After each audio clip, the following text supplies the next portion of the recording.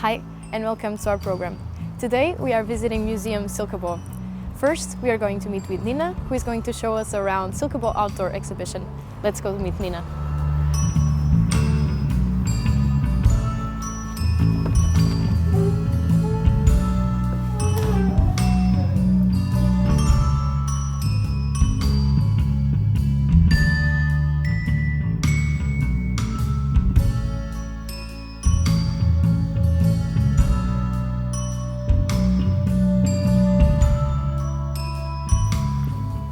Hi Nina. Hello, welcome.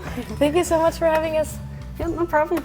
How are you doing today? I'm fine. Ready to give you a tour? Yes, that's what I like to hear. So what do you want to show us today?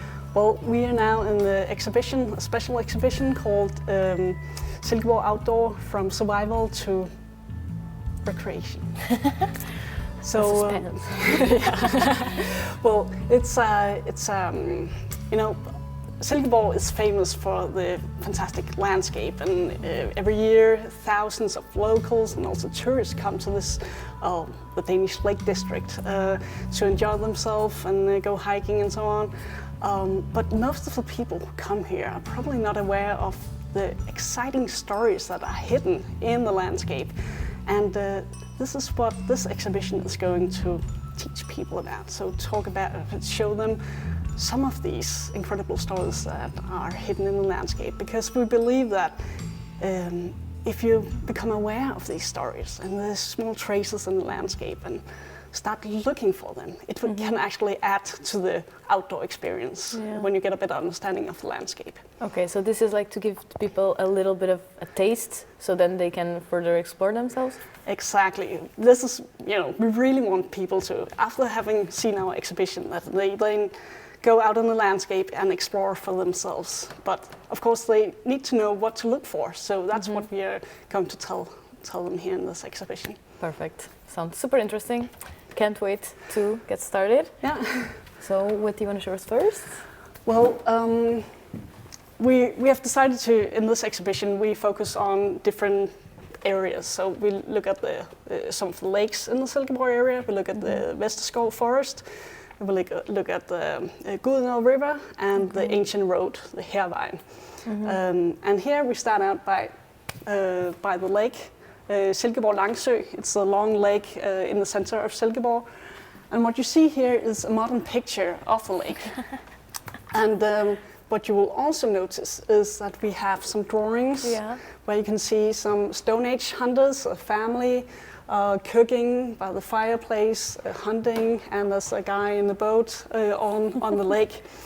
And it's because in this exhibition we really try to show the connection between the present and the past. And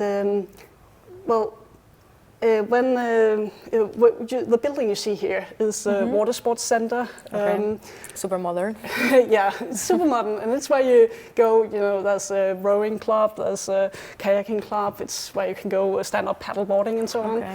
But the funny thing about this is that when this building was made, we found evidence of Stone Age hunters.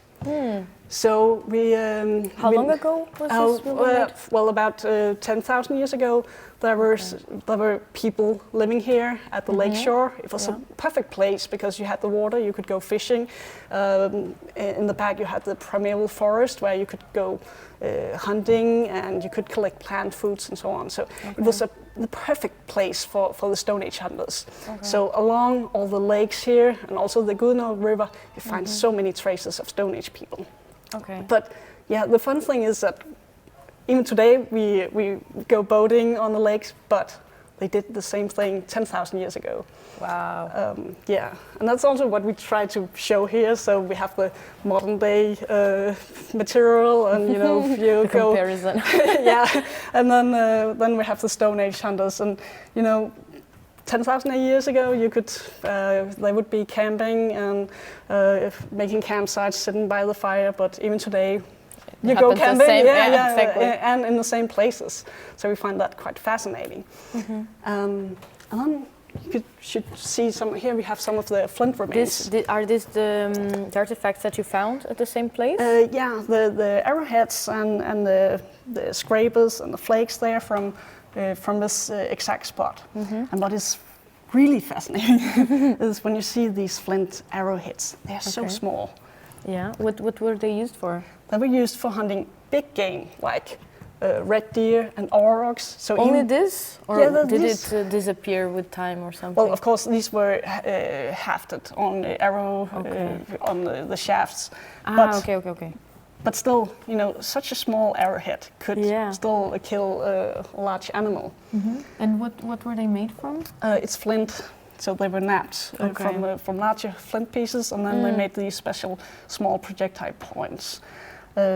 So we find, you know, evidence of the hunters, the Stone Age hunters. They were sitting at that spot over there, and then improving their hunting equipment. So they took off. You can see there's the broken ones in the back. So they had to replace them with new ones. So they removed it, and then they glued on some new projectile points so they could go hunting. And how did they glue it together? Well, that's actually, we have another find. Okay. Here, it's from the Papirtårnet. It's a tower block, a tall building close by the paper factory. Okay. When it was built a few years ago, we found evidence of also a Stone Age site. And here we found remains of this birch tar that was used to fasten the arrowheads to the shafts. And that's actually very exciting because we can see this is just 3D prints of because the actual material is now being analyzed for DNA, ancient DNA, because what we can see is that there's a tooth mark from a child. Where? Okay, well, never mind. It's difficult, but we have had dentists looking at it, and they can see it's from a child, and that's also a common when you find these pieces. It's often children who have been chewing them to keep them soft properly. So the dads and the parents give them the things to chew, and perhaps they were helping out. I don't know. But anyway, when you chew, of course, some of your DNA will get into. So what we're hoping is that we, by analyzing this material, can get much more information about a specific individual from the Stone Age. So we will see, is it a boy or girl? What was the hair color? What was the color of the eyes, and so on. And how long would it take for the scientists in the lab to know those things? They have done the first analysis, and it looks promising, but we don't have the final results yet. So we are really looking forward to that. Yeah, it sounds super interesting. So these ones are like the same, but bigger? This is just the flakes, so they haven't been modified, but they could still use these as flint knives. They're extremely sharp. Small. Yeah, they're small, but again, look at those. Yeah. So it doesn't depend on the size. They could still be very useful. And this? It's a scraper for scraping hides, for instance. So when hunting and taking off the skin. Then they would use scrapers. Sometimes also quite small. They are also small. Yeah, these are. You can also get them bigger, and sometimes they were used for woodworking. So they could have different purposes. And up here we have the small axes. Of course, they needed axes. They needed a variety of tools, and here you see some very small axes they could use for woodworking also probably. I would never say that those were axes, but the normal heads. It's just the heads, of course. And then they had a shaft. So, this particularly piece, or these two pieces, are quite interesting. They are completely unique. They were also found by the paper tower building. So this is. Do you know what it is? It seems like wood. Yeah, it's petrified wood.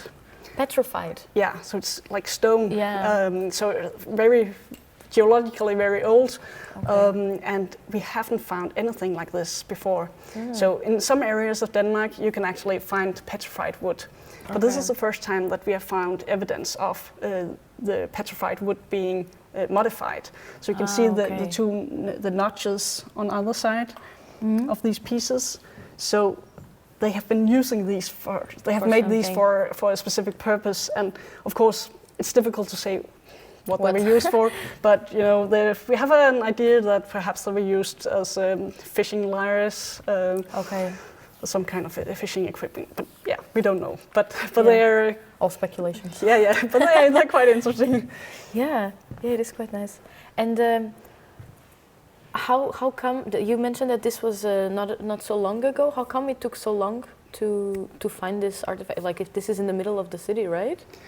Is there a particular reason, or the land was just not worked? Yeah, it was just not a place they had been building before, or they might have gone deeper, further down into the soil than than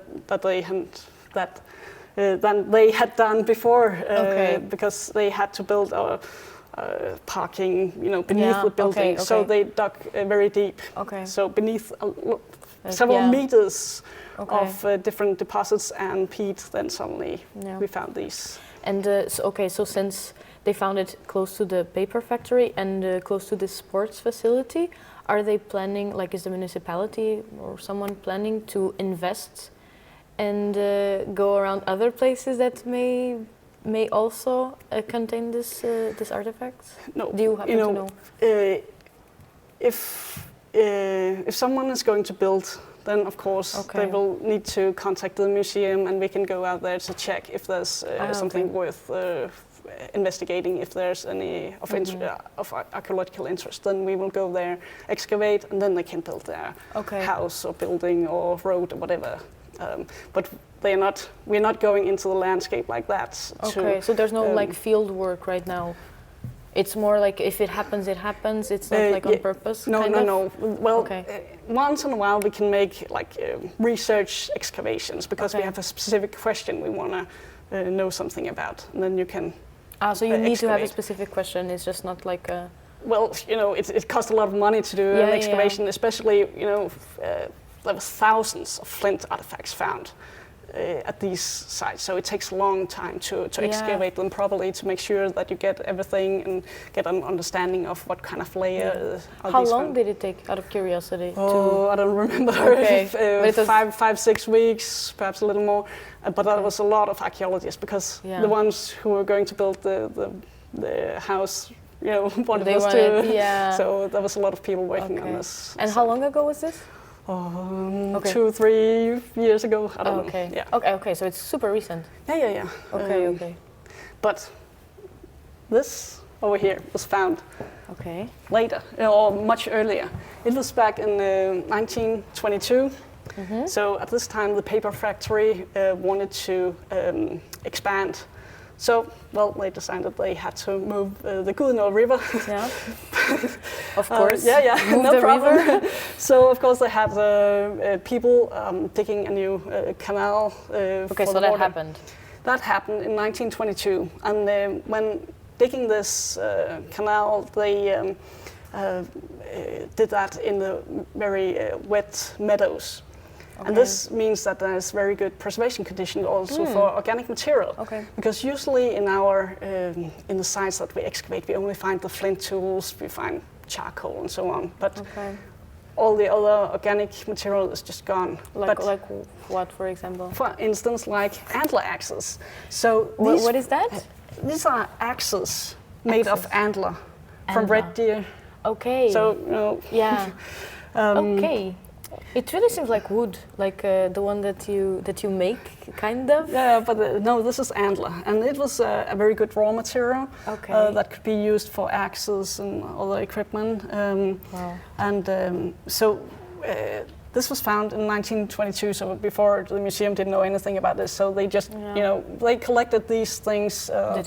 Probably there would have been a lot of flints as well, but they didn't notice. So they took, but fortunately, they at least, well, of course, they took the blades, but they took all these nice axes, and they also found this nice amber pendant, which is also very rare. Okay, what was it? A pendant. Yeah, a pendant. So they were so big. That must be quite heavy. Yeah. Like, is that practical? And it might be difficult to see, but there are some engraved lines in it as well. So they tried to decorate it. Kind of. Exactly. Okay. I can't get over it. Like, this seems like fake wood so much. Well, it's what it looks like. It's yeah. But this is a bit later. Also, at least some of the axes are a bit later than compared to the flints you saw here. So they are like 7,000 years old or a little less. Okay. And they could use the scrapers to shape this, or? Yeah. So you can. Many of these are completely. It's probably why you can't see it, because the edge is completely gone because it had been shattered while in use. I think over here you can see there's kind of you can see the nice edge out here. It's it's complete, this one, and then you have the shaft hole. Okay, so you can.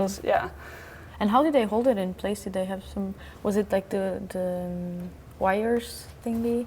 Well, it was on the wooden stick. I don't know if they have used something to haften it with, or because if it's a very rough work. But again, if you keep the, it from today when you have a hammer and you have to handle it, which is made of wood, and you can put it into water, and the wood will expand. So it might not have been necessary to haften it even more. I'm not sure. Yeah. And before we move on, maybe we can check this side.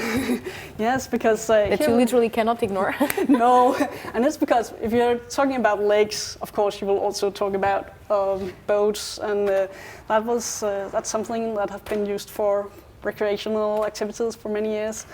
Well, if you go to Silkeborg in the summer, you will notice that a lot of people will go here to go canoeing.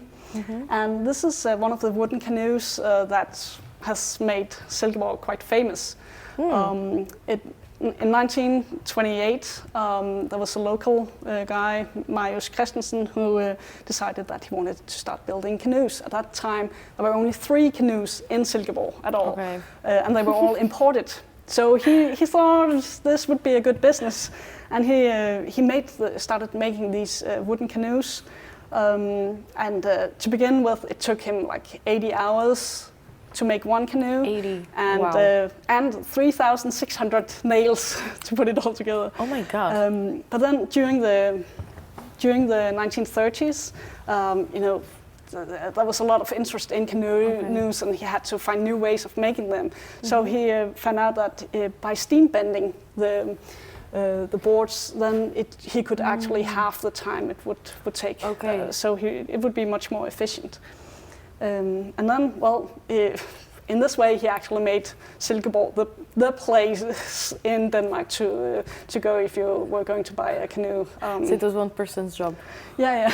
My God. Well, I think he might have had some helpers after a while. And then from 1941, Horsens Tourist Bureau were beginning to arrange tours or organize the tours, so it was much easier for people to, go on a relaxing tour, go canoeing, and then they would organize everything. And after that, it really became very popular, and still is today. Wow, this seems so comfortable, actually. Have you ever canoed down the Gudenåen River?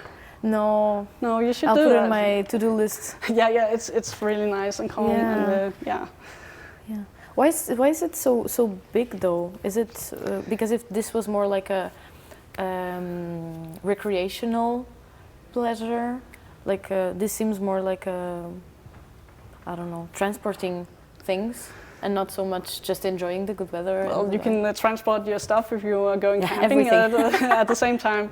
And this is like the regular canoe? It's a regular canoe, famous for Silkeborg. And what about that? Okay, this is really nice. You should go here. So, just try to do this. Yeah, I really want to. Just come. It's so smooth. It is really, really smooth, and it's like paper thin. It's fantastic. Piece of woodcraft. This is like so satisfying. I love this part. It's my favorite of the boats. It has a fun story. It was a kayak which was won by a local young guy, Jens Christian, who won it in the first ever Tour de Gudenåen race, you know, a kayaking race. Okay. It was in 1968, and he got the first prize, and he got this kayak.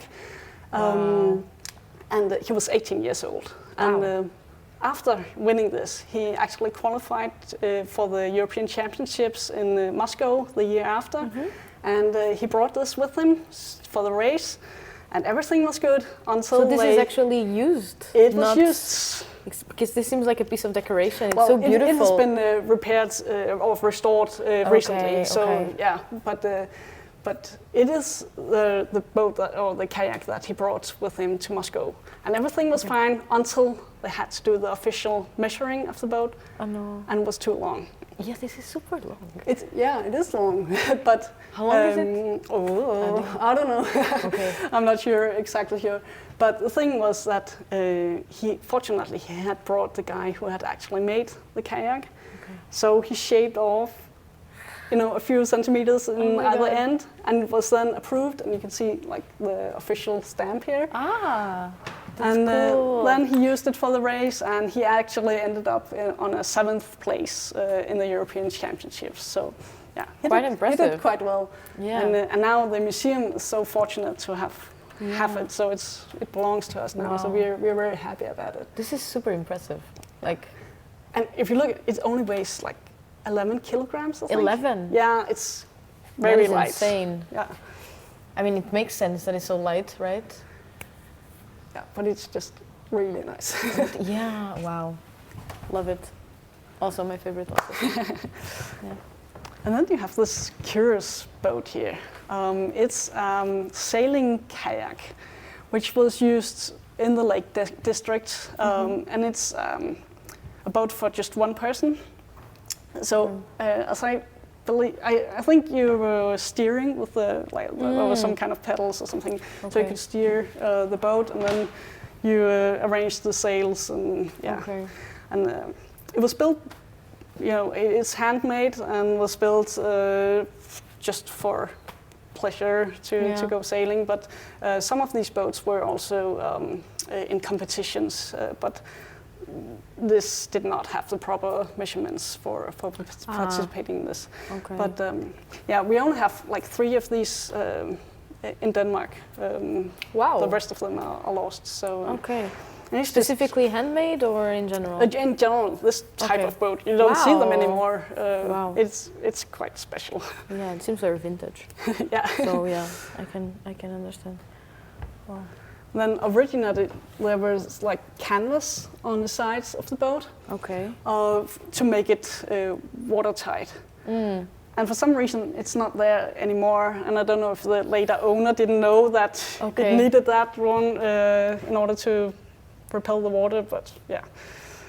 Well, it looks beautiful. So. It is beautiful, yeah. So, wow. Nice. So what's the next stop? Next up, now we go to the medieval period. Okay. So move now to Virklund, which is the town south of Silkeborg, and to Thorsø, the lake Thorsø. And the thing about Virklund, in Old Danish, it would mean the defensive tower in the long lake, which is huge. Well, if you translate Virklund, but it's very interesting because of the finds that have actually been made here. So what we see here is again a modern picture. It's from the public beach where people are enjoying themselves, so nice. going swimming and so on. But in 1994, local divers went out here in the lake about 30 meters from the shore of the lake, and they found wooden posts standing in the bottom of the lake. Wow. And they began to find different artifacts. So they found animal bones and potsherds and so on. And then in '99, the National Museum of Denmark went here to map these posts, and they found out that this was the remains of a defensive tower. It was a square 5 by 5 meters, and it was from the medieval period, from the 14th century. And of course, all these things that had been found at the bottom of the lake was from the people who had been seeking refugees in the tower.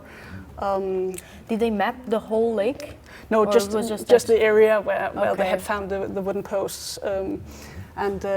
Well, one of the fun things is this bowl or ceramic dish.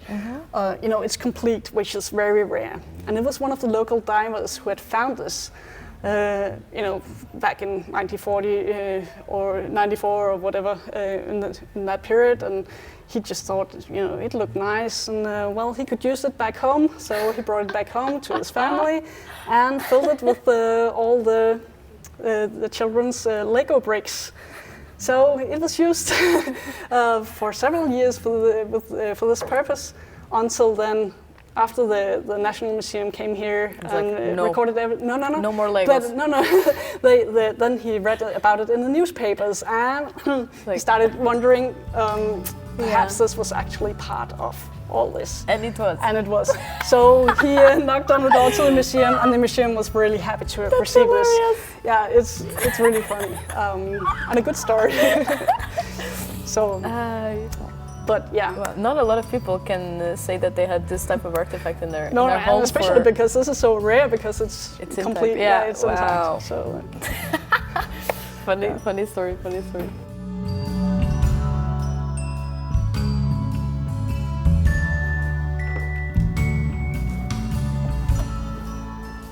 That was it for today in Museum Silkeborg. I hope you enjoyed the program, and thank you for staying with us. See you next time.